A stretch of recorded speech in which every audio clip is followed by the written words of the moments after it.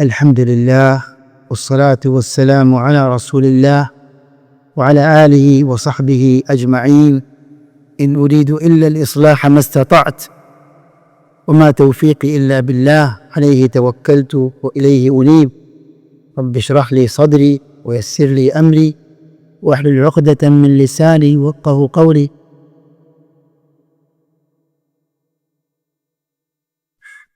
اللهم إنا نسألك علما نافعا وعملا صالحا متقبلا ورزقا حلالا طيبا. ബഹുമാന്യരായ സഹോദരന്മാരെ, പ്രവർത്തകരെ, അസ്സലാമു അലൈക്കും വറഹ്മത്തുള്ളാഹി വബറകാതുഹു. വളരെ സന്തോഷമുണ്ട്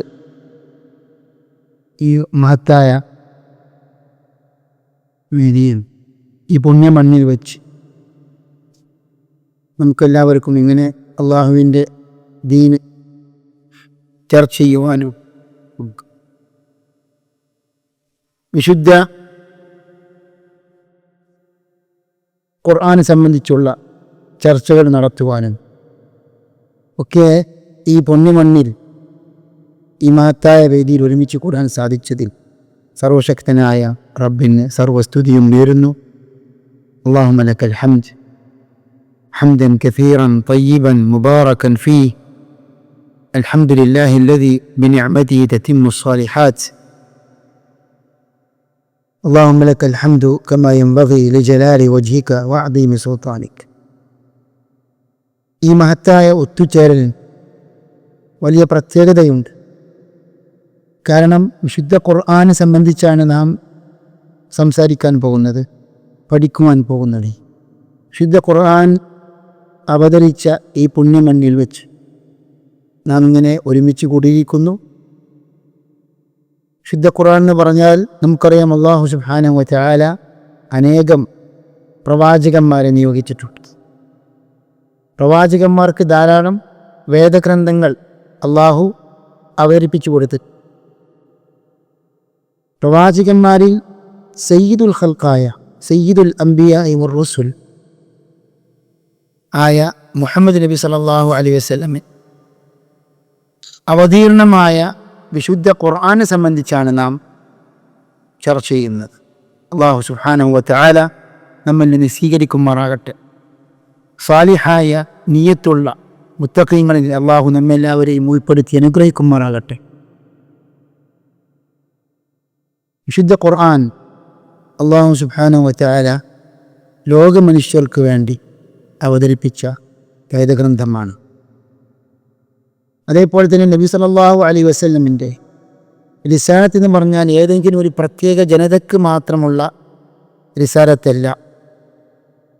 മുഹമ്മദ് നബി വസല്ലമിൻ്റെ പ്രവാചകത്വം, റിസാലത്ത്, നുബുവത്ത്, റിസാലത്ത് എല്ലാ മനുഷ്യർക്കും ഉള്ളതാണ്. വമാ അർസൽനാക ഇല്ലാ കാഫത്തൻ ലിന്നാസി ബശീറൻ വനദീറ. എല്ലാ ജനങ്ങൾക്കും മുന്നറിയിപ്പ് കൊടുത്തുകൊണ്ടും സന്തോഷവാർത്ത അറിയിച്ചുകൊണ്ടുമല്ലാതെ താങ്കളെ നാം നിയോഗിച്ചിട്ടില്ല. ലഖദ് അൻസൽനാ ഇലൈക്കും കിതാബൻ ഫീഹി ദിക്റുക്കും. നിങ്ങളുടെ അഭിമാനം, നിങ്ങളുടെ അന്തസ്സുള്ള മഹത്തായ വേദഗ്രന്ഥമാണ് നാം നിങ്ങൾക്ക് അവതരിപ്പിച്ചു തന്നത്. ഇന്ന ഹാദൽ ഖുർആന യഹ്ദി ലില്ലതി ഹിയ അഖ്വം. ഏറ്റവും ഋജുവായ നേരായ പാതയിലേക്കാണ് ഈ മഹത്തായ ഗ്രന്ഥം നിങ്ങളെ നയിക്കുന്നത്, വഴികാട്ടുന്നത്. അതുകൊണ്ട് തന്നെ നമ്മുടെ ജീവിതത്തിനുള്ള മാർഗദർശനം, ഹിദായത്ത് നമുക്ക് ഈ മഹത്തായ ഖുർആനിലൂടെ, തിരുസുന്നത്തിലൂടെ മാത്രമാണ് ലഭിക്കുക. അതല്ലാതെ വേറെ ഏതെങ്കിലും പ്രത്യശാസ്ത്രത്തിൽ നിന്നോ ആദർശങ്ങളിൽ നിന്നോ ഹിദായത്ത്, നമുക്ക് മനസ്സമാധാനം, ഹിദായത്ത്, മാർഗദർശനം ലഭിക്കുമെന്ന ധാരണയുണ്ടെങ്കിൽ അത് തെറ്റിദ്ധാരണയാണ്, മഹാ അബദ്ധമാണ്. കാരണം ഇന്ന ഹാദൽ ഖുർആന യഹ്ദി ലില്ലതി ഹിയ അഖ്വം എന്ന് പറഞ്ഞതാരാണ്? അല്ലാഹു സുബ്ഹാനഹു വ തആലയാണ്. ശുദ്ധ ഖുർആനിൽ നിശ്ചയമായി ഇന്ന ഹാദൽ ഖുർആന, നിശ്ചയമായി ഈ ഖുർആൻ, ഈ യഹ്ദി ലില്ലതി ഹിയ അഖ്വം. അതായത് നേരായ പാതയിലേക്ക് എന്നല്ല പറഞ്ഞത്, ഏറ്റവും നേരായ ഋജുവായ പാതയിലേക്ക് വിശുദ്ധ ഖുർആൻ തീർച്ചയായും എത്തിക്കും, വഴികാട്ടും എന്നാണ്. അതുകൊണ്ട് തന്നെ വിശുദ്ധ ഖുർആൻ എന്ന് പറഞ്ഞാൽ നാം കേവലം പാരായണം മാത്രം പോരാ. ഖുർആൻ പാരായണവും അതോടൊപ്പം ഖുർആനിൻ്റെ അർത്ഥതലങ്ങളിലേക്ക് എത്തിപ്പെടാനും പഠിക്കുവാനും പരിശ്രമിക്കുകയും ചിന്തിക്കുകയും വേണം.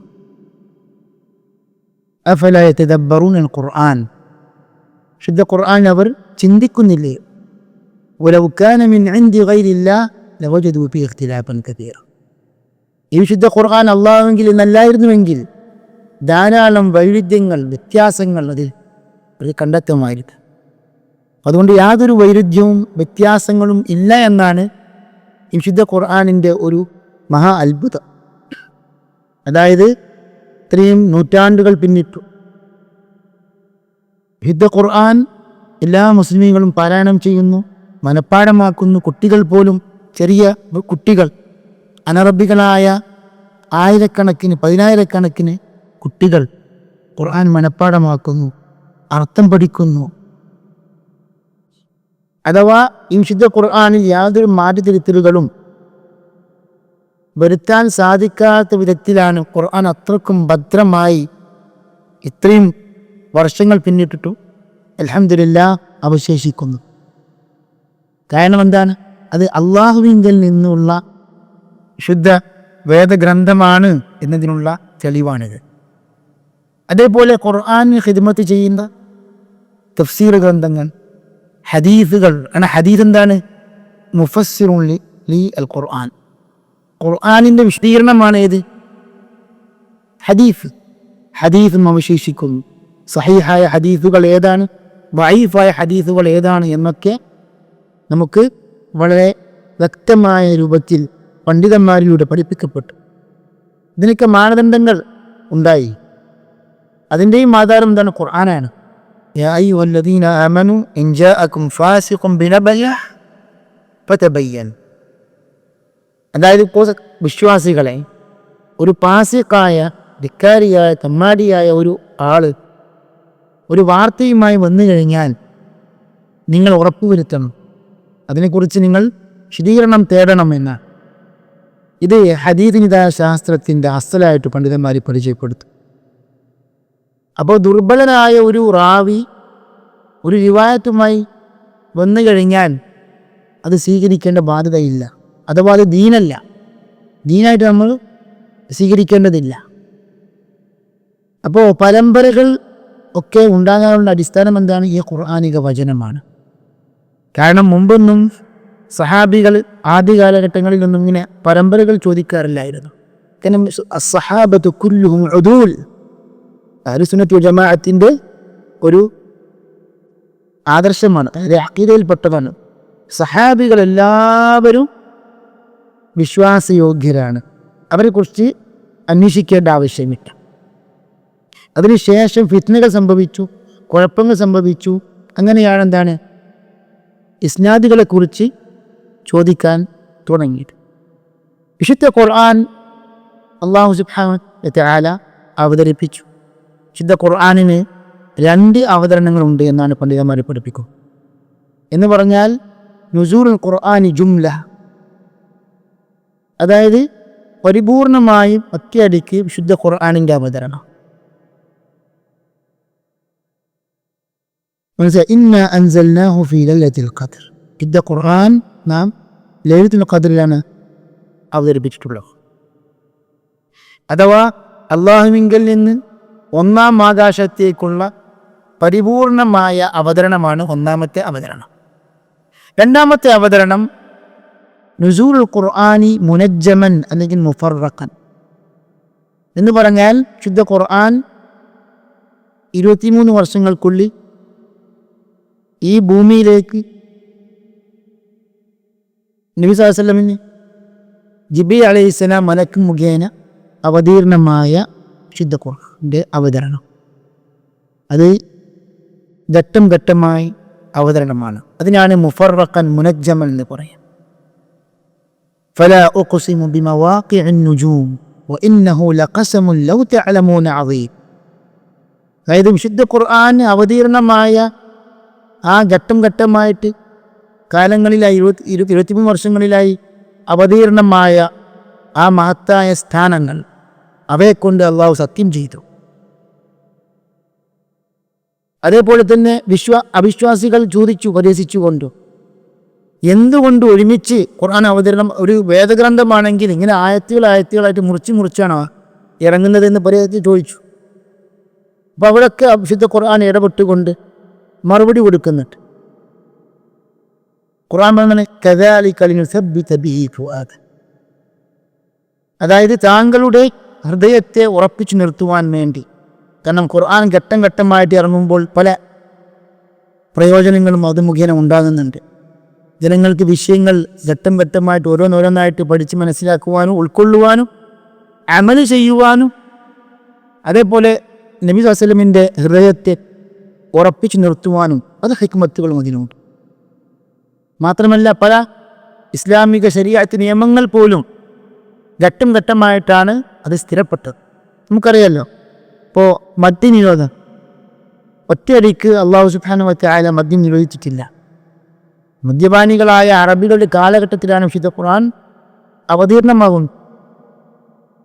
അപ്പോൾ ഖുർആൻ പറയാണ് യസ്അലൂനക അനിൽ ഖംരി വൽ മൈസിർ, അതായത് മദ്യത്തെ സംബന്ധിച്ചും ചൂതാട്ടത്തെക്കുറിച്ചും അവർ ചോദിക്കും താങ്കളോട്. ഖുൽ ഫീഹിമാ ഇസ്മുൻ കബീറുൻ മനാഫിഉ ലിന്നാസ്, അതിൽ ധാരാളം കുറ്റങ്ങളുണ്ട്, അതേപോലെ ജനങ്ങൾക്ക് പ്രയോജനങ്ങളുമുണ്ട്.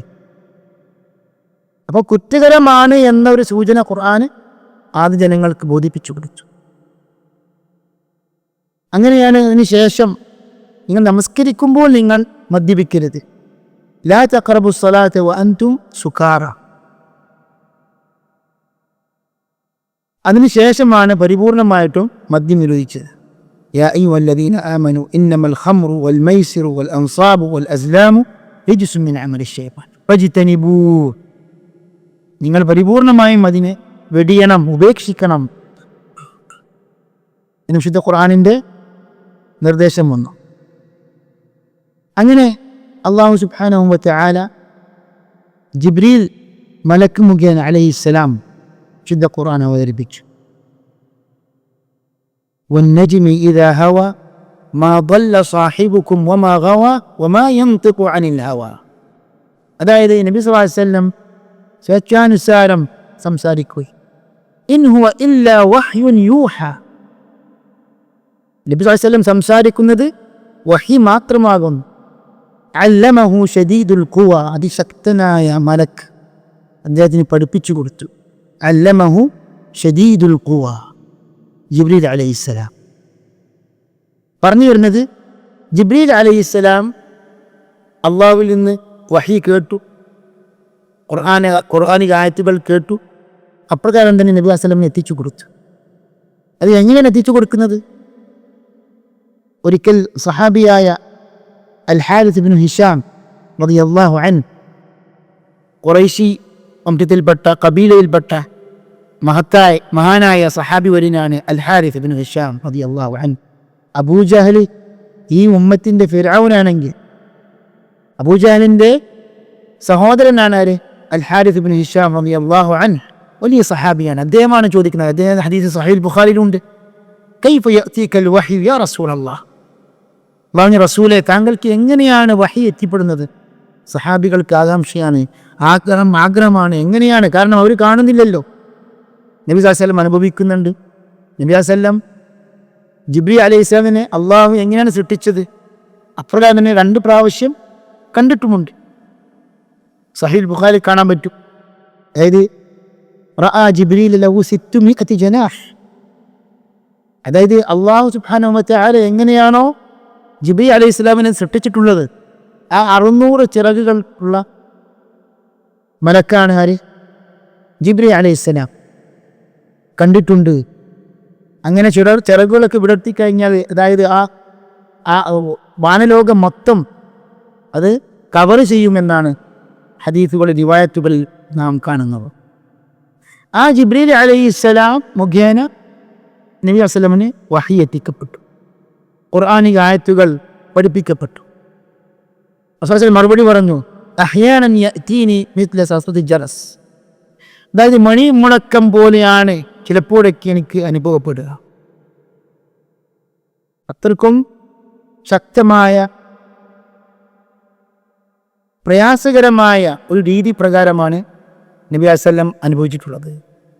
ചില സഹിഹായ റിവായത്തുകൾ കാണാൻ പറ്റും. നല്ല ആയിഷ പറയാണ്, നല്ല തണുപ്പുള്ള സമയത്ത്, തണുപ്പുള്ള കാലങ്ങളിൽ നബി വസല്ലമിന് വഹി ഇറങ്ങും, നബി വസല്ലം വിയർത്തൊലിക്കും. അത്രക്കും പ്രയാസകരമാണ്. നാം മനസ്സിലാക്കണം, പഠിക്കണം. അതായത് അല്ലാഹു സുബ്ഹാനഹു വ തആല ഈ വഹി പോലും നബി വസല്ലമിന് ഒരു സംവിധാനം മുഖേനയാണ് നൽകുന്നത്. അതിലും തന്നെ പ്രയാസമുള്ളതുണ്ട്, എളുപ്പമുള്ളതുണ്ട്. നമ്മുടെ ജീവിതം ഈ ലോകത്ത് അള്ളാഹു സംവിധാനിച്ചിട്ടുള്ളത് അത് എളുപ്പവുമുണ്ട്, പ്രയാസവുമുണ്ട്, മധുരമുണ്ട്, കയ്പുണ്ട്. അതേപോലെ തന്നെ മാർഗങ്ങൾ നല്ലതുണ്ട്, ചീത്തയും. വഹദൈനാഹു നജ്ദൈൻ, അതായത് തരീഖൽ ഖൈർ വ തരീഖൽ ശർ. മനുഷ്യനെ അല്ലാഹു സുബ്ഹാനഹു വ തആല അങ്ങനെ സൃഷ്ടിച്ചിട്ടുള്ളത്. ലഖദ് ഖലഖനൽ ഇൻസാന ഫീ കബദ്, അതായത് ജീവിത പ്രയാസങ്ങളും ബുദ്ധിമുട്ടുകളും പലതും നേരിട്ടുകൊണ്ടാണ് മനുഷ്യനെ സൃഷ്ടിച്ചിട്ടുള്ളത്. അപ്പം അതുകൊണ്ട് തന്നെ നാം ചിന്തിക്കേണ്ടത് നമുക്ക് പാഠമാണ്. എന്ന് പറഞ്ഞാൽ നമ്മുടെ ദഅവത്ത് നമുക്ക് നടക്കണം. അതേപോലെ ജനങ്ങളെ വിശ്വാസത്തിലേക്ക് നാം എത്തിക്കണം, നയിക്കണം, വഴി കാട്ടണം. അപ്പം അതിലേക്കുള്ള മാർഗം വളരെ എളുപ്പമാണെന്ന് നാം വിചാരിക്കേണ്ടതില്ല. അള്ളാഹുവിൻ്റെ ഈ പ്രപഞ്ചത്തിലുള്ള സുന്നത്താണിത്. ഇപ്പോൾ മാതാക്കൾ കുഞ്ഞുങ്ങളെ പ്രസവിക്കുന്നു, ആ പ്രസവം പ്രയാസകരമാണല്ലോ. അങ്ങനെ ഓരോ സംഗതികളിൽ എന്തുണ്ട്, സന്തോഷമുണ്ട്, അതേപോലെ അതോടൊപ്പം തന്നെ പ്രയാസവുമുണ്ട്. അപ്പോൾ അവിടെ എന്താണ്, ആജബൽ അംരിൽ മുഅ്മിൻ, ഒരു മുഅ്മിനിൻ്റെ ആ കാര്യം അതിശയപ്പെട്ടതാണ്, അത്ഭുതകരമാണ്. എന്താണ്, ഇൻ അസാബതു സർറാഉ ശക്കർ വ ഇൻ അസാബതു ദർറാ സബർ. അതായത് ക്ഷേമം വരുമ്പോൾ വിശ്വാസി അള്ളാഹു നന്ദി കാണിക്കുന്നു, ഷാക്കിറാവുന്നു. പ്രയാസകരമായ നിമിഷങ്ങൾ വരുമ്പോൾ വിശ്വാസി ക്ഷമിക്കുന്നു, ക്ഷമ കൈകൊള്ളുന്നു. വലൈസ ദാലിക ഇല്ലാ ലിൽ മുഅ്മിൻ, ഈ ഒരു സ്ഥിതിവിശേഷം വിശ്വാസിക്ക് മാത്രമേ ഉള്ളൂ. അപ്പോൾ നമുക്ക് നമ്മുടെ ജീവിതത്തിലൊക്കെ നമ്മൾ പല പ്രയാസങ്ങൾ നേരിടും. അപ്പോൾ നമ്മൾ എന്താണ് ചെയ്യേണ്ടത്, ക്ഷമിക്കുക. അള്ളാഹുവിൻ്റെ വജ് ഉദ്ദേശിച്ചുകൊണ്ട് നാം ക്ഷമ കൈകൊണ്ട് കഴിഞ്ഞാൽ ഇന്നമാ യുവഫ്ഫസ് സാബിറൂന അജ്റഹും ബിഗൈരി ഹിസാബ്, യാതൊരു കണക്കുമില്ലാതെയാണ് അള്ളാഹു സുബ്ഹാനഹു വ തആല ചുരുങ്ങി അള്ളാഹുവിൻ്റെ തക്കതായ പ്രതിഫലം നൽകി അനുഗ്രഹിക്കും.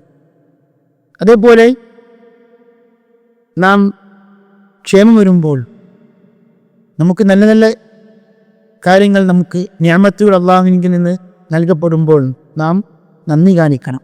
അതും ഒരു പരീക്ഷണമാണ്.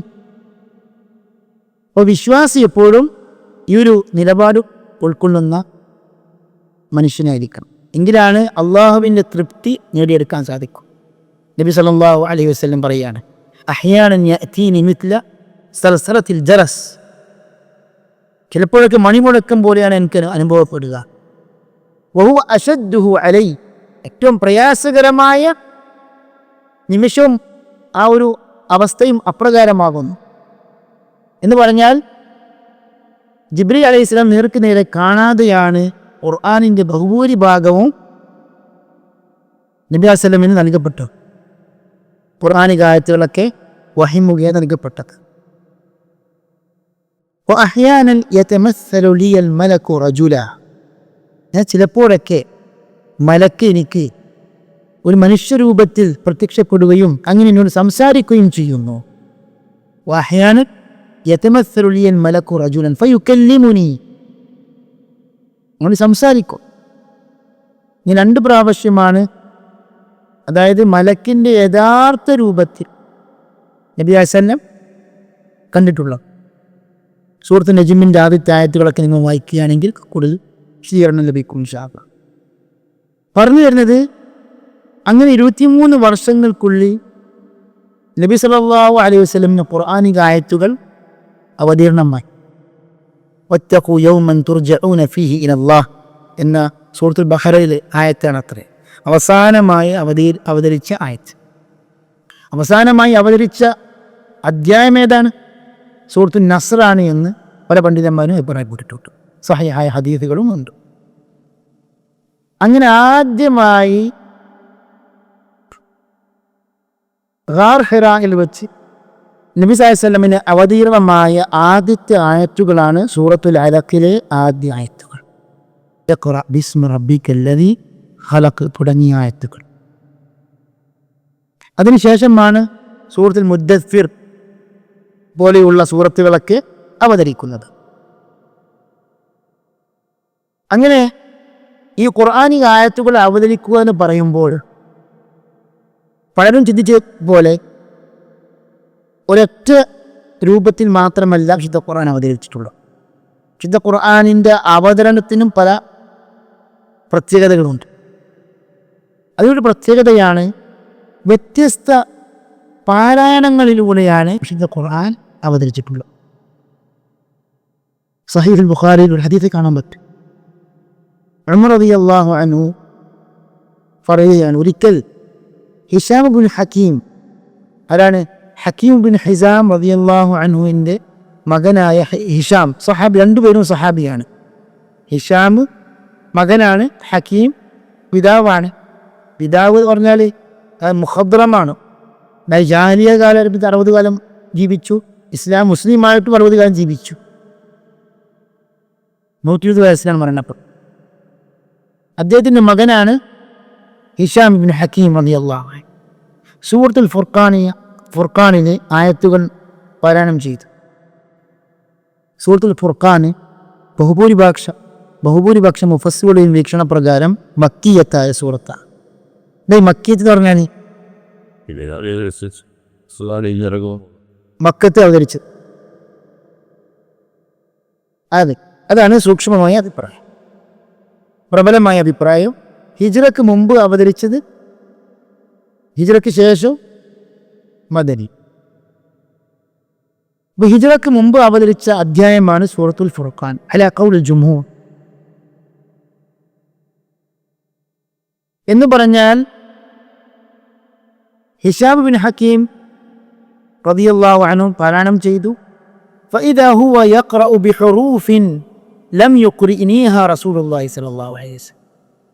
എന്നാൽ ഹിശാം പാരായണം ചെയ്ത ധാരാളം ഹർഫുകൾ,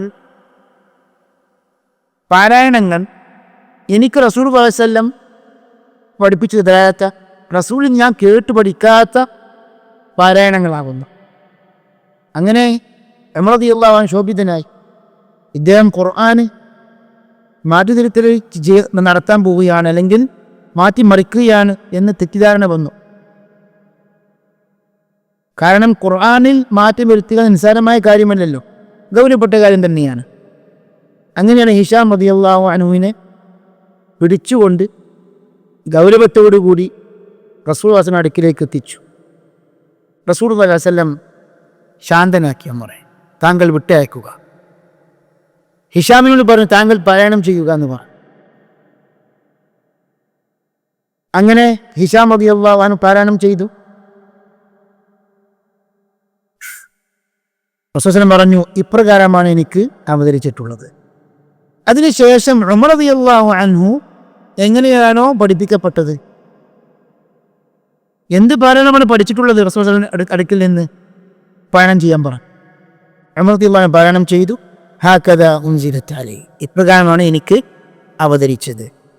റസൂൽ സ്വല്ലല്ലാഹു അലൈഹി വസല്ലം പറഞ്ഞു, ഇന്ന ഹാദൽ ഖുർആന ഉൻസില അലാ സബ്അതി അഹ്റുഫി, അതായത് ഈ വിശുദ്ധ ഖുർആൻ വ്യത്യസ്ത 7 രീതികളിലൂടെയാണ് അവതരിച്ചിട്ടുള്ളത്.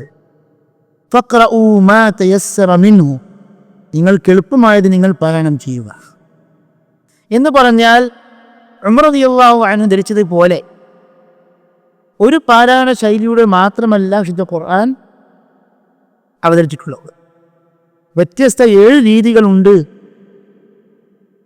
ഈ ഹർഫുകൾ സംബന്ധിച്ചാണ് പണ്ഡിതന്മാർ അൽ അഹ്റുഫു സബ്അ അല്ലെങ്കിൽ സബ്അതു അഹ്റുഫ് 7 ഹർഫുകളിലൂടെയാണ്.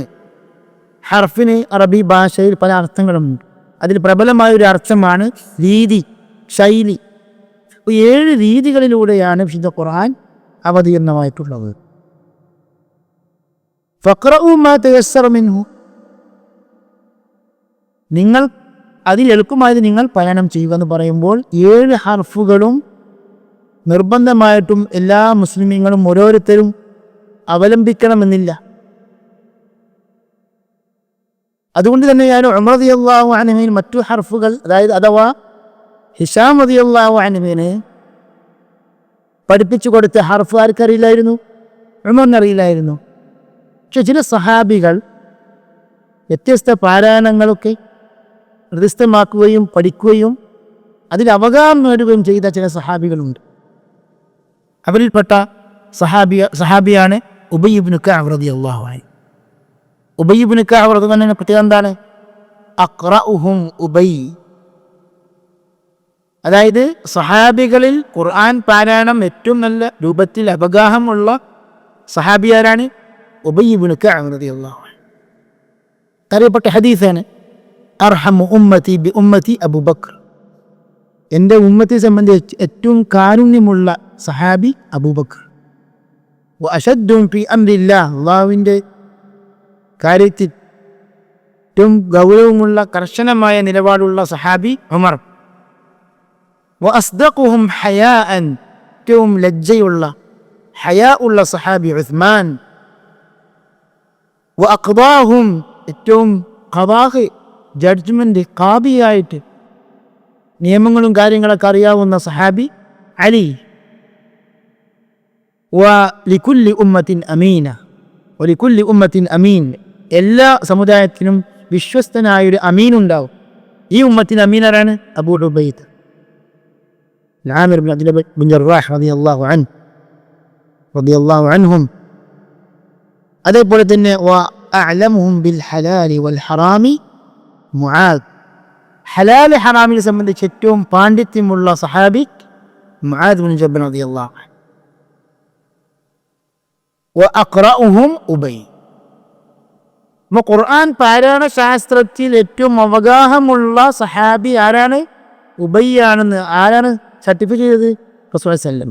അതുകൊണ്ട് തന്നെയാണ് ഉമർ കാലഘട്ടത്തിൽ തറാവീഹ് നമസ്കാരം ജമാഅത്തായിട്ട് പുനരാരംഭിച്ചപ്പോൾ അതിലൊരു ജമാഅത്തിന് ഇമാമായിട്ട് സ്ഥാപിക്കപ്പെട്ടത് ആരെയാണ്? ഉബയ്യ് ഇബ്നു കഅബ് റളിയല്ലാഹു അൻഹുവിനെയാണ്. അതേപോലെ തമീമുദ്ദാരി റളിയല്ലാഹു അൻഹു വേറെ റിവായത്തിൽ കാണാൻ സാധിക്കും. ഉബയ്യ് ഇബ്നു കഅബ് റളിയല്ലാഹു അൻഹു ഒരിക്കൽ ചോദിച്ചു, അയ്യു ആയത്തിൻ അഅ്ളമു ഫീ കിതാബില്ലാഹി യാ അബൽ മുൻദിർ, ശുദ്ധ ഖുർആനിൽ ഏറ്റവും മഹത്തായ ആയത്ത് ഏതാകുന്നു? അല്ലാഹു ലാ ഇലാഹ ഇല്ലാ ഹുവൽ ഹയ്യുൽ ഖയ്യൂം, ആയത്തുൽ കുർസി പറഞ്ഞു കൊടുത്തു. ഉത്തരമായിട്ട് മനസ്സ് സന്തോഷമായി അങ്ങനെ നെഞ്ചത്ത് കൈവച്ചുകൊണ്ട് വചനം പറഞ്ഞു, ലിയഹ്നികൽ ഇൽമു യാ അബൽ മുൻദിർ, അതായത് ഇൽമ് വിജ്ഞാനം താങ്കൾക്ക് സന്തോഷം പകരട്ടെ അബൽ മുൻദിർ എന്ന് പറഞ്ഞുകൊണ്ട് റസൂലുള്ളാഹി സ്വല്ലല്ലാഹു അലൈഹി വസല്ലം സന്തോഷ വാർത്ത അറിയിച്ചു കൊടുത്തു. അപ്പോൾ ഓരോ സഹാബികൾക്കും ഓരോ പ്രത്യേകതകൾ ഉണ്ടായിരുന്നു. അതേപോലെ ഖുർആൻ പാരായണ ശാസ്ത്രത്തിലും തഫ്സീറിലുമൊക്കെ മഹാപാണ്ഡിത്യമുള്ള സഹാബിമാരിൽപ്പെട്ട വ്യക്തിത്വമാണ് അബ്ദുല്ലാഹി മസ്ഊദ് റളിയല്ലാഹു അൻഹു, അബ്ദുല്ലാഹി ബിൻ അബ്ബാസ് റളിയല്ലാഹു അൻഹുമ. ഹബ്റു ഹാദിഹി ഉമ്മ, ഈ ഉമ്മത്തിൻ്റെ പണ്ഡിതൻ എന്ന പേരിൽ അറിയപ്പെടുന്ന സഹാബി ആരാണ്? Abdullahi bin Abbas. മൻ അറാദ അൻ യഖ്റഅ അൽ ഖുർആന കമാ ഉൻസിൽ, വേറെ റിവായത്തിൽ ഗദ്ദൻ തരിയൻ കമാ ഉൻസിൽ ഫൽയഖ്റഅ ബിഖിറാഅത്തി ഇബ്നു ഉമ്മി അബ്ദ്, അതായത് വിശുദ്ധ ഖുർആൻ എങ്ങനെയാണോ പച്ചയായി അവതരിച്ചത് അപ്രകാരം തന്നെ ഖുർആൻ പാരായണം ചെയ്യണമെന്ന് വല്ലവനും ആഗ്രഹമുണ്ടെങ്കിൽ ഇബ്നു ഉമ്മി അബ്ദിൻ്റെ പാരായണം അവലംബിച്ചു കൊള്ളട്ടെ. ആണ് ഇബ്നു ഉമ്മി അബ്ദ് അബ്ദുല്ലാഹി മസ്ഊദ് എന്ന പേരാണ്. അബ്ദുല്ലാഹി മസ്ഊദ് റളിയല്ലാഹു അൻഹു മഹാപണ്ഡിതൻ, തഫ്സീറിലും ഫിഖ്ഹിലും ഖുർആൻ പാരായണത്തിലും ഒക്കെ അഗാധ പാണ്ഡിത്യമുള്ള സഹാബിയായിരുന്നു അബ്ദുല്ലാഹി ഇബ്നു മസ്ഊദ് റളിയല്ലാഹു അൻഹു. പല സഹാബിമാരും പല നാടുകളിലേക്കും റസൂൽ വഫാത്തിന് ശേഷം മാറി താമസിച്ചു. അങ്ങനെ അവിടെ ആ ഇൽമ് അതിലൂടെ പ്രചാരമാകുകയും ചെയ്തു. അബ്ദുല്ലാഹ് ബിൻ അബ്ബാസ് എവിടെയായിരുന്നു? മക്കത്ത്, ശേഷം തായിഫ്. അങ്ങനെ മക്കത്ത് അറിയപ്പെട്ട മദ്രസകൾ, ഇസ്ലാമിക മദ്രസകൾ അവിടെ ശിഷ്യന്മാരായിരുന്നു. ഇബ്നു അബ്ബാസിൻ്റെ, അതായത് മുജാഹിദ് ബിൻ ജബ്ർ അൽ മക്കി, അതായത് തഫ്സീറിലും കർമ്മശാസ്ത്രത്തിലും ഖുർആൻ പാരായണത്തിലുമൊക്കെ വലിയ ഇമാമായിരുന്നു മുജാഹിദ് ബിൻ ജബ്ർ. ആരുടെ ശിഷ്യനാണ്? ഇബ്നു അബ്ബാസിൻ്റെ. അറബ്തുൽ ഖുർആന അല ഇബ്നി അബ്ബാസിൻ 3 അർദാത്ത്, 3 പ്രാവശ്യം പരിപൂർണമായും ഇബ്നു അബ്ബാസിൻ്റെ അടുക്കൽ വെച്ച് ഞാൻ ഖുർആൻ പാരായണം ചെയ്തു കൊടുത്തു. ഉഖിഫുഹു ഫി കുല്ലി ആയ, ഓരോ ആയത്തിലും ഞാൻ നിർത്തി ചോദിക്കും. അസ്അലുഹു അൻഹ, ഓരോ ആയത്തിനെ കുറിച്ച് ഞാൻ ചോദിക്കുന്നു. അങ്ങനെ ഇബ്നു അബ്ബാസിൽ നിന്ന് നേർക്ക് നേരെ തഫ്സീർ പഠിച്ച മഹാപണ്ഡിതനാണ് മുജാഹിദ് ബിൻ ജബ്ർ. അതേപോലെ ഇക്രിമ മൗല bin Abbas, Saeed bin Jubair, നിരവധി സഹാബിമാർ. അതേപോലെ അബ്ദുല്ലാഹി ബിൻ മസ്ഊദ് റളിയല്ലാഹു അൻഹു കൂഫയിലായിരുന്നു. അദ്ദേഹത്തിന് ശിഷ്യന്മാർ. ഇറാഖ് പിന്നീട് എന്തായി? ഇസ്ലാമിക രാജ്യമായി മാറി. ബിൻ മസ്ഊദ് റളിയല്ലാഹു അൻഹു കൂഫയിലായിരുന്നു. കൂഫക്കാരുടെ പാരായണമൊക്കെ അവസാനിക്കുന്നത് ആരിലേക്കാണ്? ഇബ്നു മസ്ഊദ് റളിയല്ലാഹു അൻഹു പോലുള്ള സഹാബിമാരിലേക്കാണ്. അൽഖമ ഇബ്നു ഖൈസ് അൻ-നഖഈ, അതേപോലെ തന്നെ അൽ അസ്വദ് അൻ-നഖഈ, ഫാവൂസ്, അങ്ങനെ നിരവധി താബിഈ പണ്ഡിതന്മാർ, വലിയ പണ്ഡിതന്മാർ ശിഷ്യന്മാരായിട്ട്, ഇബ്നു മസ്ഊദിന്റെ ശിഷ്യന്മാർ വലിയ പണ്ഡിതന്മാരായി മാറി. അവരാണ് പിന്നീട് കൂഫയിലും മറ്റു പല രാജ്യങ്ങൾ, ഇറാഖ് പ്രദേശങ്ങളിലൊക്കെ ഇൽമു പ്രചരിപ്പിച്ചത്. അതായത് സഹാബികളുടെ മദ്രസകൾ എന്ന ഒരു വിഷയമുണ്ട്. അതൊക്കെ വേറെ ക്ലാസ്സിലൂടെ നാം അവതരിപ്പിക്കേണ്ടതാണ്. അബൂദർദാ റളിയല്ലാഹു അൻഹുവിൻ്റെ പാരായണമായിരുന്നു എവിടെ? ഷാമിൽ അറിയപ്പെട്ടത്. അബൂദർദാ റളിയല്ലാഹു അൻഹു ഷാമിലായിരുന്നു. അങ്ങനെ പല സഹാബിമാരും പല നാടുകളിലേക്കും മാറി താമസിച്ചു. അതോടൊപ്പം തന്നെ അവരുടെ ഇൽമു അവർ പ്രചരിപ്പിക്കുകയും ചെയ്തു. ഇത് നമ്മുടെ ദൗത്യം കൂടിയാണ്. അതായത് നമ്മൾ പഠിച്ച കാര്യങ്ങൾ, മനസ്സിലാക്കിയ കാര്യങ്ങളൊക്കെ നാം നമ്മുടെ പ്രദേശത്ത്, നമ്മുടെ നാട്ടിൽ നാം പ്രചരിപ്പിക്കുകയും നമ്മൾ പഠിച്ച നന്മ, ഉൾക്കൊള്ളുന്ന നന്മ, ആ ഖൈറ് ജനങ്ങൾക്ക് എത്തിച്ചു കൊടുക്കുകയും ചെയ്യേണ്ട ബാധ്യത നമുക്ക് നമ്മുടെ പൂർവ്വ സഹാബിമാരിൽ മാതൃകയുണ്ട്. അല്ലാഹു സുബ്ഹാനഹു വ തആല തൗഫീഖ് ചെയ്യുമാറാകട്ടെ. അങ്ങനെ വിശുദ്ധ ഖുർആൻ വ്യത്യസ്ത പാരായണങ്ങളിലൂടെയാണ് അവതരിക്കപ്പെട്ടത്. റസൂലുള്ളാഹി സ്വല്ലല്ലാഹു അലൈഹി വസല്ലം അത് ഉറപ്പുവരുത്തുകയും ചെയ്തു. ചില സഹാബികൾ ആ വിഷയത്തിൽ അവഗാഹം നേടുകയും ചെയ്തു. എന്ന് പറഞ്ഞാൽ ഈ വ്യത്യാസങ്ങൾ എന്ന് പറയുമ്പോൾ രാഗത്തിലുള്ള, ഈണത്തിലുള്ള വ്യത്യാസമല്ല. മനസ്സിലായല്ലോ? അഥവാ ശുദ്ധ ഖുർആനിലുള്ള വാക്കുകളിലുള്ള വ്യത്യാസങ്ങളാണ്, ഉച്ചാരണത്തിലുള്ള വ്യത്യാസമാണ്. ചില വ്യത്യാസങ്ങൾ ഉച്ചാരണത്തിൽ മാത്രം അവശേഷിക്കുന്നു, ഒതുങ്ങുന്നു. അർത്ഥതലങ്ങളിൽ വ്യത്യാസമുണ്ടാകുകയില്ല. ചില വ്യത്യാസങ്ങൾ അർത്ഥങ്ങൾ തമ്മിൽ വ്യത്യാസമുണ്ടാക്കും. പക്ഷെ ആ വ്യത്യാസം എന്താണ്? വൈരുദ്ധ്യമാവുകയില്ല, വൈവിധ്യമാകും. സൂറത്തുൽ ഫാത്തിഹ എടുക്കുകയാണെങ്കിൽ മാലിക് യൗമിദ്ദീൻ എന്ന ആയത്ത് എന്ന പാരായണം നമ്മുടെ ഖിറാഅത്ത്, നമ്മളൊക്കെ പാരായണം ചെയ്യുമ്പോൾ നമസ്കാരത്തിലും മറ്റുമൊക്കെ നമസ്കരിക്കുമ്പോൾ അല്ലെങ്കിൽ ഖുർആൻ ഓതുമ്പോൾ മാലിക് യൗമിദ്ദീനോ. എന്നാൽ ചില ഖിറാഅത്തുകളിൽ മാലിക് യൗമിദ്ദീൻ എന്ന പാരായണം കാണാൻ സാധിക്കും. സഹാബികളുടെ ഖുർആൻ പാരായണത്തിൻ്റെ മദ്രസകൾ നാം സ്പർശിച്ചൊരു വിഷയമായിരുന്നു. അപ്പം നമ്മൾ മാലിക് യൗമിദ്ദീൻ ഓതുന്നു. അത് ഒരാൾ ചോദിക്കുകയാണ്, എന്താണ് അതിൻ്റെ അസ്ല്? നമ്മൾ സാധാരണ മറുപടി എന്താണ്? മദ്രസയിൽ പഠിച്ചു, അല്ലെങ്കിൽ ഉപ്പ അമ്മ അങ്ങ് പഠിപ്പിച്ചു തന്നു, ഉസ്താദുമായി പഠിപ്പിച്ചു തന്നു. അങ്ങനെ അത് ആ ഒരു മറുപടി യഥാർത്ഥത്തിൽ ഒരു നിലയ്ക്ക് നോക്കുകയാണെങ്കിൽ അത് ശാസ്ത്രീയമല്ലെങ്കിലും ശരിയാണ്. എന്ന് പറഞ്ഞാൽ നമ്മുടെ ഉസ്താദുമാർ നമുക്ക് പഠിപ്പിച്ചു തന്നു, നമ്മൾ അവലംബിക്കുന്നു. ആ ഉസ്താദന്മാർക്ക് എവിടെ നിന്ന് കിട്ടി? അവിടെ ഉസ്താദന്മാർ. അപ്പോൾ ചുരുക്കി പറഞ്ഞാൽ എന്തുണ്ട്? ഖുർആനിനും പരമ്പരയും ഒരു ചെയിനുണ്ട്, ഉസ്താദന്മാരുടെ ഒരു ശൃംഖലയുണ്ട്. അത് എത്തിച്ചേരുന്നത് ആരിലേക്കാണ്? നബി സല്ലല്ലാഹു അലൈഹി വസല്ലമിലേക്ക്. അതുകൊണ്ടാണ് നമ്മുടെ ഉലമാക്കളൊക്കെ പറഞ്ഞത് അൽ ഇസ്നാദു മിൻ ഖസായിസി ഹാദിഹിൽ ഉമ്മ, ഈ ഉമ്മത്തിൻ്റെ പ്രത്യേകതകളിൽപ്പെട്ടതാകുന്നു ഏത്? ഇസ്നാദ്, പരമ്പര എന്ന് പറഞ്ഞാൽ പല സഹോദരന്മാരും തെറ്റിദ്ധരിച്ചത് ഈ പരമ്പര എന്ന് പറഞ്ഞാൽ ഹദീസിന് മാത്രം ബാധകമാണ്. അതായത് ഹദീസ് പരിശോധിക്കണമെങ്കിൽ എന്ത് വേണം? പരമ്പര വേണം. അങ്ങനെ സഹീഹാണെന്നോ വൈഫാണെന്നോ മനസ്സിലാവുന്നു. എന്നാൽ വിശുദ്ധ ഖുർആനിനും പരമ്പരകളുണ്ട്. അതായത് റസൂൽ സല്ലല്ലാഹു എത്തിക്കുന്ന ഖുർആൻ നമ്മുടെ ഉസ്താദ് മുതൽ നബിയിലേക്ക് വരെ എത്തുന്ന പരമ്പരകൾ. എന്താണ് പരമ്പര പരിശോധിക്കാത്തത്? ഈ വ്യത്യസ്ത ഖുർആൻ പാരായണങ്ങൾ മുസ്ലിമീങ്ങളൊക്കെ പാരായണം ചെയ്യുകയും മനഃപ്പാഠമാക്കുകയും ചെയ്യുന്ന ഈ പാരായണങ്ങളുടെ പരമ്പരകളൊക്കെ 100% വിശ്വാസയോഗ്യമാണ്. ഹദീസുകൾക്കുള്ള വിഷയം ഈ പറഞ്ഞ സ്ഥിരപ്പെട്ട പാരായണങ്ങൾക്കില്ല. ഇപ്പോൾ മാലിക് യൗമിദ്ദീൻ നമ്മൾ ഓതുന്നു, അതിൻ്റെ അസ്ൽ എന്താണ്? അതിൻ്റെ അസ്ല് മാലിക് യൗമിദ്ദീൻ എന്ന റിവായത്ത്, നമ്മുടെ റിവായത്ത് ഇമാം ഹഫ്സിൻ്റെ റിവായത്താണ്. ആരാണ് ഈ ഹഫ്സ്? ഹഫ്സ്, വർഷ് എന്നൊക്കെ നിങ്ങൾ കേൾക്കുന്നുണ്ടാവും. ഇവരൊക്കെ താബിഈങ്ങളുടെയും അത്ബാഉ താബിഈങ്ങളുടെയും കാലഘട്ടത്തിൽ ജീവിച്ച മഹത്തുക്കളായ ഖുർആൻ പാരായണ ശാസ്ത്രത്തിൽ അപകാരം നേടിയ വലിയ വലിയ പണ്ഡിതന്മാർ. ഏതൊരു വിഷയവും ശാസ്ത്രീയമാകുമ്പോൾ, അത് ശാസ്ത്രമായി മാറുമ്പോൾ ചില വ്യക്തികളിലേക്കത് വ്യക്തികൾ മുഖേന അറിയപ്പെടും. സ്വാഭാവികമാണ്. ഇപ്പോൾ കർമ്മശാസ്ത്രം നോക്കുകയാണെങ്കിൽ ഷാഫി മദ്ഹബ്, ഹംബലി മദ്ഹബ് എന്നൊക്കെ, അതല്ലാതെ അവർ ആ പ്രമാണങ്ങളും തെളിവുകളും നിർമ്മിച്ചുണ്ടാക്കിയതല്ലല്ലോ. പക്ഷെ ഫിഖിൻ്റെ മേഖല എന്ന് പറയുന്നത് എന്താണ്? പലപ്പോഴും വീക്ഷണ വ്യത്യാസമാണ്.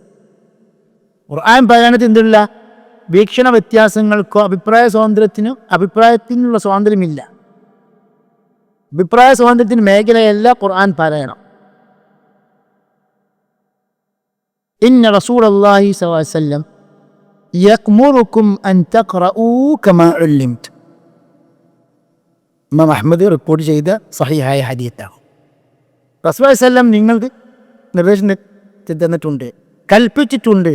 അൻ തഖറഊ കമാ ഉല്ലിംതും, എങ്ങനെയാണ് പഠിപ്പിക്കപ്പെട്ടത് അപ്രകാരം തന്നെ ഖുർആൻ പാരായണം ചെയ്യുവാൻ റസൂൽ സ്വല്ലല്ലാഹു അലൈഹി വസല്ലം കൽപ്പിച്ചിട്ടുണ്ട്. അപ്പോൾ റസൂൽ സ്വല്ലല്ലാഹു അലൈഹി വസല്ലം പഠിപ്പിച്ച ആ രീതി പ്രകാരം തന്നെ പാരായണം ചെയ്യണമെന്ന് നിർബന്ധമാണ്. അഥവാ അറബി ഭാഷ മാത്രം പോരാ. അറബി ഭാഷ പ്രകാരം നമ്മൾക്ക് സാധാരണ പത്രം വായിക്കാറുണ്ട്, അല്ലെങ്കിൽ ഗ്രന്ഥങ്ങൾ വായിക്കാറുണ്ട്. അങ്ങനെ തന്നെ ഖുർആൻ പാരായണം ചെയ്യാൻ പറ്റുമോ? പറ്റില്ല. ഖുർആൻ പാരായണത്തിൽ അതിൻ്റെതായ ശൈലിയുണ്ട്, പാരായണ അതിൻ്റെ നിയമങ്ങളുണ്ട്. ഈ നിയമങ്ങളും ശൈലിയുമൊക്കെ നാം അവലംബിക്കുന്നത് ഏതിനടിസ്ഥാനത്തിലാണ്?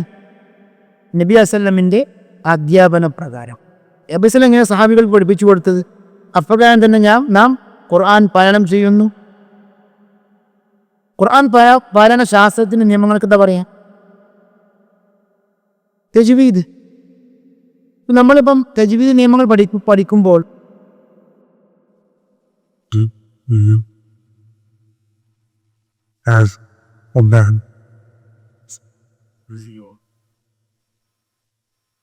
ഖുർആൻ പാരായണം ചെയ്യുമ്പോൾ പലപ്പോഴും മണിക്കേണ്ട നിയമങ്ങൾ, അതേപോലെ തന്നെ ദീർഘിപ്പിക്കേണ്ട മദ്ദിൻ്റെ നിയമങ്ങളൊക്കെ നാം പഠിച്ചതാണല്ലോ. പല ക്ലാസ്സുകളിലും പല തജ്വീദിൻ്റെ ഉസ്താദന്മാരൊന്നും തീർപ്പുണ്ടാവും. ഇവിടെ നിയമങ്ങളൊക്കെ പഠിപ്പിക്കുന്ന ഉസ്താദന്മാരൊക്കെ ഉണ്ടാവും നിങ്ങളുടെ സദസ്സിൽ. അപ്പോൾ മദ്ദ് മുത്തസിൽ ഉദാഹരണമായിട്ട് ഇപ്പം അഅൻതും അശദ്ദു ഖൽഖൻ അമിസ്സമാ ബനാഹ, ഈ അസ്സമാ എന്ന വാക്ക് ദീർഘിപ്പിക്കാൻ നാം സ്കൂൾ മദ്രസകളിൽ പഠിച്ച നിയമമാണ്. എന്താ കാരണം?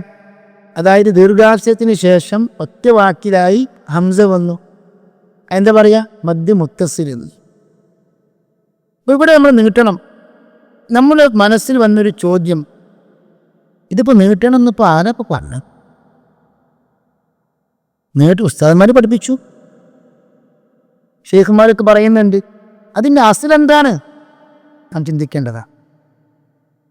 അതായത് നാം നിർബന്ധമായി ചിന്തിക്കേണ്ട വിഷയമാണിത്. നമ്മുടെ സാധാരണ ലളിതമായ നിസ്സാരമായ കർമ്മങ്ങളിൽ പോലും ഹദീസുകളിൽ ഇടപെടലുണ്ട്. അതായത് നബി വസല്ലം എങ്ങനെയാണോ ആ അമൽ ചെയ്തത് അപ്പോഴാണ് നാം ചെയ്യണം. അപ്പോൾ നമസ്കാരത്തിൽ തശഹുദിൽ ഇരിക്കേണ്ടത് എങ്ങനെയാണ്? ഇഫ്തിറാഷാണോ തബറുക്കാണോ? വിരൽ എവിടെയാണോ ഇളക്കണ്ടേ? ഇനി ഇളക്കുമ്പോൾ നമ്മൾ നോട്ടം എങ്ങനെയായിരിക്കണം? നമസ്കരിക്കുമ്പോൾ നമ്മുടെ നോട്ടം നേരെയാണോ അല്ല സുജൂദ് ചെയ്യുന്ന സ്ഥലത്താണോ എന്നൊക്കെ ഹദീസിൽ വിശദീകരണങ്ങളുണ്ട്. സഹീഹാണ് ദഈഫാണെന്നൊക്കെ ചർച്ച വേറെയുണ്ട്. അപ്പോൾ ഖുർആൻ പാരായണത്തിന്റെ വിഷയത്തിൽ നിർബന്ധമായി നബി സല്ലല്ലാഹു അലൈഹി വസല്ലമിന്റെ ഇടപെടലുണ്ട്, നിർദ്ദേശമുണ്ട് എന്ന് ഉറപ്പല്ലേ? അതുകൊണ്ടാണ് ഇന്ന റസൂൽ സല്ലല്ലാഹു അലൈഹി വസല്ലം യഅ്മുറുക്കും അൻ തഖറഊ കമാ ഉല്ലിംതും, നിങ്ങൾ എങ്ങനെയാണ് പഠിപ്പിക്കപ്പെട്ടത് അപ്രകാരം തന്നെ പാരായണം ചെയ്യാൻ യസൻ കൽപ്പിച്ചിട്ടുണ്ട്. ഒരിക്കൽ ഇമാം തബറാനി റിപ്പോർട്ട് ചെയ്ത സഹീഹായ ഒരു ഹദീസ് എന്താണത്? അതായത് ഒരിക്കൽ ഒരു താബിഈ പണ്ഡിതൻ പാരായണം ചെയ്യുകയാണ്.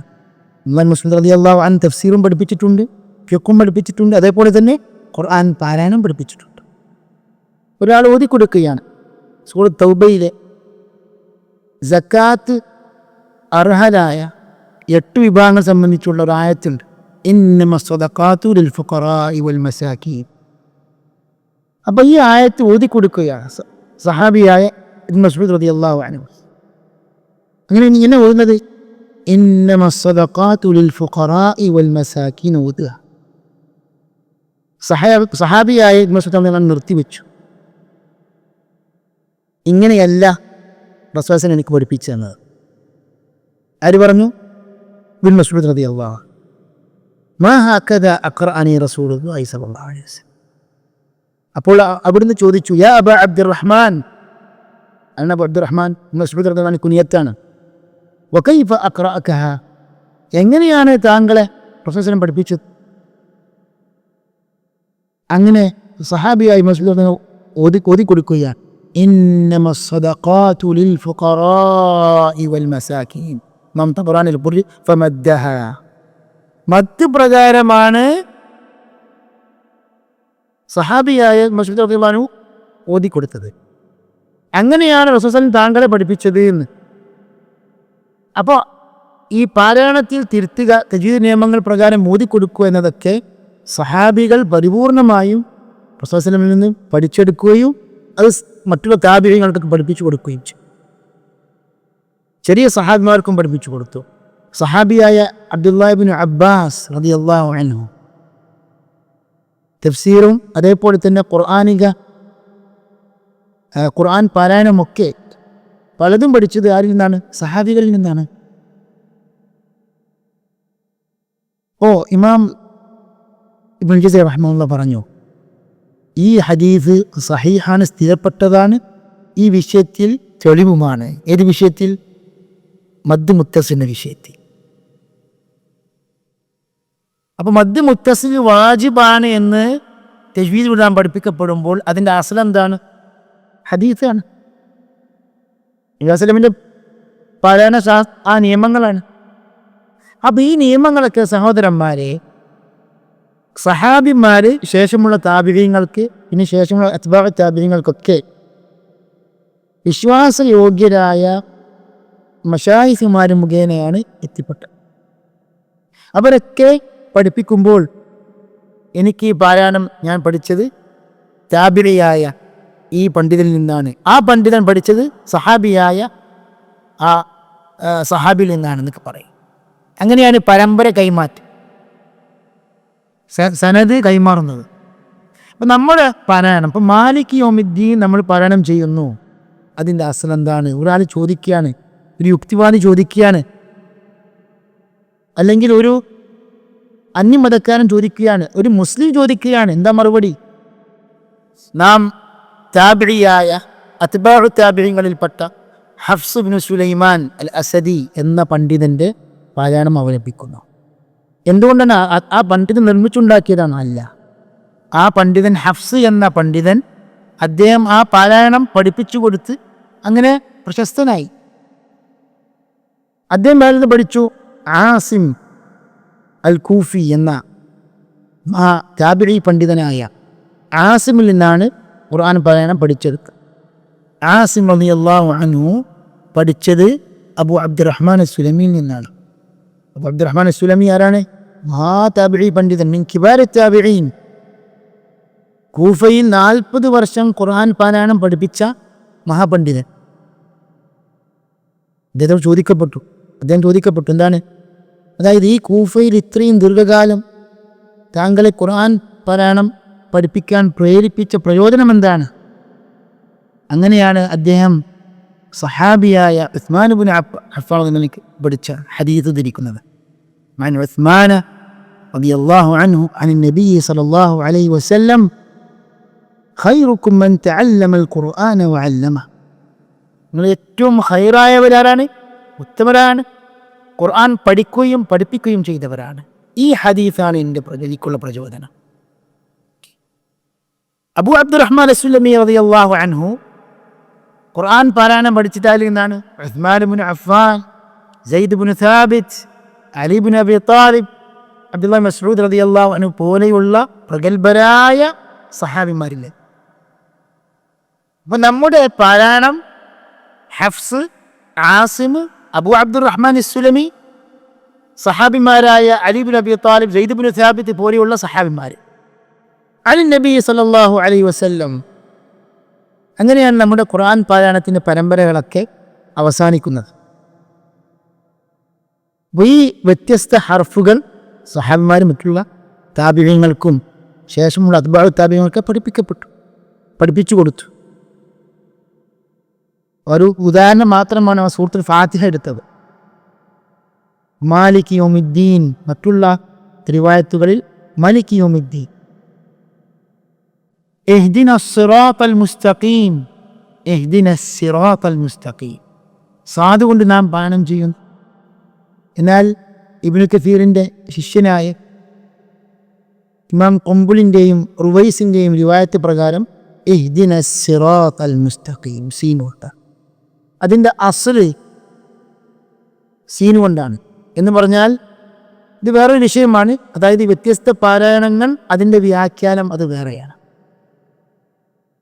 ആ വാക്കിൻ്റെ അറബി ഭാഷയുടെ അസ്ലിലേക്ക് പോയി കഴിഞ്ഞാൽ സീന് കൊണ്ടാണ്. എന്നാൽ അവിടെ റാവുണ്ട്, ത്വാഗുണ്ട്, അങ്ങനെ കനപ്പിക്കപ്പെട്ടു, സാദായി മാറി. ഖുറൈശി ഭാഷാപ്രകാരം സാധു കൊണ്ടാണ് പാരായണം. അതിൻ്റെ ന്യായീകരണമാണ്, വ്യാഖ്യാനമാണ്. അതിൻ്റെ അസ്ൽ എന്താണ്? നമ്മെ സംബന്ധിച്ചിടത്തോളം നബി സ്വല്ലല്ലാഹു അലൈഹി വസല്ലം പഠിപ്പിച്ച 2 ശൈലികളാണ്. ഇഹ്ദിനസ് സിറാത്തൽ മുസ്തഖീം, ഇഹ്ദിനസ് സിറാത്തൽ മുസ്തഖീം. അർത്ഥവ്യത്യാസമുണ്ടെന്ന് ചോദിച്ചാൽ സിറാത്തിൻ്റെ വിഷയത്തിൽ അർത്ഥവ്യത്യാസമില്ല. അത് സീന് കൊണ്ടാണെങ്കിലും സ്വാദ് കൊണ്ടാണെങ്കിലും റുജുവായ പാത, അത്തരീഖ് അല്ലദീ ലാ വിജാജ ഫീഹി,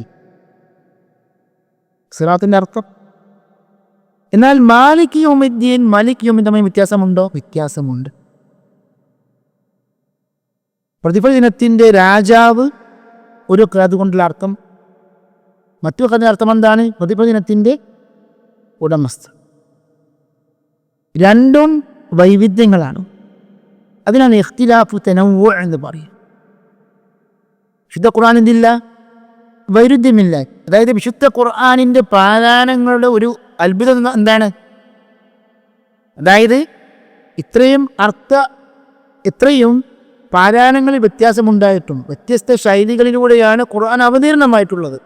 എന്നിട്ട് പോലും അവ തമ്മിൽ യാതൊരു വൈരുദ്ധ്യവുമില്ല. എന്ന് പറഞ്ഞാൽ മുമ്പൊക്കെ നമ്മുടെ പല ദാഇമാരും പണ്ഡിതന്മാരൊക്കെ ക്ലാസ്സുകളിലൂടെ അതേപോലെ തന്നെ മറ്റു പ്രഭാഷണങ്ങളിലൂടെയൊക്കെ പറയാറുള്ള കാര്യമാണല്ലോ. അതായത് ഖുർആൻ വെല്ലുവിളിക്കുകയാണ്. ഒരു വൈരുദ്ധ്യം കാണിച്ചു തരാൻ പറ്റുമോ? ഖുർആനെ പോലെ ഒരു സൂറത്ത്, ഒരു അധ്യായം കൊണ്ടുവരാൻ സാധിക്കുമോ? ഈ ഒരു വൈരുദ്ധ്യം ഈ ഒരു വെല്ലുവിളി എന്ന് പറയുമ്പോൾ കേവലം ഒരു പാരായണത്തിൻ്റെ അടിസ്ഥാനത്തിൽ മാത്രമല്ല, സ്ഥിരപ്പെട്ട ഖുർആൻ പാരായണങ്ങളിലൂടെ ഈ വെല്ലുവിളി അവശേഷിക്കുകയാണ്. അപ്പോൾ ഇത്രയും പാരായണങ്ങൾ പോലും വ്യത്യാസപ്പെട്ടിട്ടും അർത്ഥങ്ങൾ എന്തില്ല? വൈരുദ്ധ്യമില്ല. വലൗകാന മിൻ ഇൻദി ഗൈരില്ലാഹി ലവജദു ഫീഹി ഇഖ്തിലാഫൻ കസീറ എന്ന് പറയുമ്പോൾ അതിന് എത്രമാത്രം വിശാലമായ അർത്ഥമാണെന്ന് നാം മനസ്സിലാക്കുക. അത് അള്ളാഹുവിങ്കൽ നിന്നുള്ളതാണ് 100% നമുക്ക് പറഞ്ഞു തരുന്ന വലിയ തെളിവാണ്. അങ്ങനെ ഖുർആനിലെ എല്ലാ അധ്യായങ്ങളിലും ഇങ്ങനെയുള്ള വ്യത്യാസങ്ങൾ കാണാൻ സാധിക്കും. ഇപ്പോൾ സൂറത്തുൽ ഫാത്തിഹയിൽ തന്നെ സിറാത്തൽ ലദീന അൻഅംത അലൈഹിം ഗൈറിൽ മഗ്ദൂബി അലൈഹിം വലദ്ദാല്ലീൻ ഇതാണ് നമ്മൾ സാധാരണ പറയാൻ ചെയ്യാറുള്ളത്. ഇമാം ഖാലൂന് നാഫിഇന്റെ ശിഷ്യനാണ് ഖാലൂൻ. ഇപ്പം ഹഫ്സ് ആരുടെ ശിഷ്യനാണ്? ആസിം ശിഷ്യൻ. അതേപോലെ തന്നെ 10 ഖാരികളുണ്ട്. ഈ 10 ഖാരികൾക്ക് 2 ശിഷ്യന്മാരുണ്ട് അറിയപ്പെട്ട. ഇമാം ഖാലൂന്റെ റിവായത്ത് പ്രകാരം സിറാത്തൽ ലദീന അൻഅംത അലൈഹിം ഗൈറിൽ മഗ്ദൂബി അലൈഹിം വലദ്ദാല്ലീൻ. അവിടെ മീം എന്ത് കൊടുക്കുന്നു? വാവ് എന്ന് പറയാൻ നമ്മൾ മനസ്സിലാക്കാൻ വേണ്ടി അതിന് പിന്നെ ഖിറാഅത്തിന്റെ ഭാഷയിൽ സിലത്ത് പ്രകാരം മുറിഞ്ഞു, സില കൊടുത്തുകൊണ്ട്. അപ്പം എന്താണത്? അവിടെ യഥാർത്ഥത്തിൽ മീമുൽ ജംഅ് അതിന് വമ്മ കൊടുക്കുക, അല്പം നീട്ടുകയും ചെയ്യുക. ഇതിനൊക്കെ എന്തുണ്ട്? അറബി ഭാഷയിൽ അതിൻ്റെതായ ന്യായീകരണങ്ങളുണ്ട്. അപ്പോൾ ഇമാം ഹംസയുടെ ഖിറാഅത്ത് പ്രകാരം ഇഹ്ദിനസ് സിറാത്തൽ മുസ്തഖീം നമ്മൾ സാധു കൊണ്ട് ഓതുന്നു. കൊമ്പുള്ള റിവായത്ത് പ്രകാരം സീനാണ്. ഇമാം ഹംസയുടെ ഓത്ത് പ്രകാരം ഇഷ്മാമാണ്. ഇഷ്മാം എന്ന് പറഞ്ഞാൽ സാദും സായി മിക്സ് ആയിക്കോട്ടെ. ഇഹ്ദിനസ് സിറാത്തൽ മുസ്തഖീം. ഇഹ്ദിനസ് എന്നല്ല സി. സാദിൻ്റെ തഫ്ഖീമും വേണം, സായിൻ്റെ സ്വരവും വേണം. അപ്പോൾ ഇത് ഏതെങ്കിലും ഒരു വ്യക്തി കണ്ടുപിടിച്ചതല്ല, ആരെങ്കിലും ഒരു കണ്ടുപിടുത്തമല്ല, ഇജ്തിഹാദല്ല. ഇതൊക്കെ എന്താണ്? ഇതിൻ്റെ പരമ്പരകളൊക്കെ അവസാനിക്കുന്നത് നബിയിലേക്കാണ് സല്ലല്ലാഹു അലൈഹി വസല്ലം. ഈ പരമ്പരകളൊക്കെ ഖുർആൻ പാരായണ ശാസ്ത്ര ഗ്രന്ഥങ്ങളുണ്ട്. വ്യത്യസ്ത ഖുർആൻ പാരായണ ശാസ്ത്ര നിയമങ്ങൾ ഒന്നും വ്യത്യസ്ത ഖുർആൻ പാരായണങ്ങൾ വേറൊന്നുമാണ്. തജ്വീദ് ഒരു വിഷയം, അതേപോലെ ഖിറാഅത്തുകൾ വേറെ വിഷയമാണ്. നമ്മളിപ്പോൾ ചർച്ച ചെയ്തുകൊണ്ടിരിക്കുന്ന എന്താണ്? വ്യത്യസ്ത പാരായണങ്ങളാണ്. ഈ വ്യത്യസ്ത പാരായണങ്ങളിലൂടെ ആണ് ഖുർആൻ അവതീർണമായത്. ഈ ഹദീസിനെ കുറിച്ച് പണ്ഡിതന്മാർ പറയാൻ മുത്തവാത്തിറാണ്. മുത്തവാത്തിർ എന്ന് പറഞ്ഞാൽ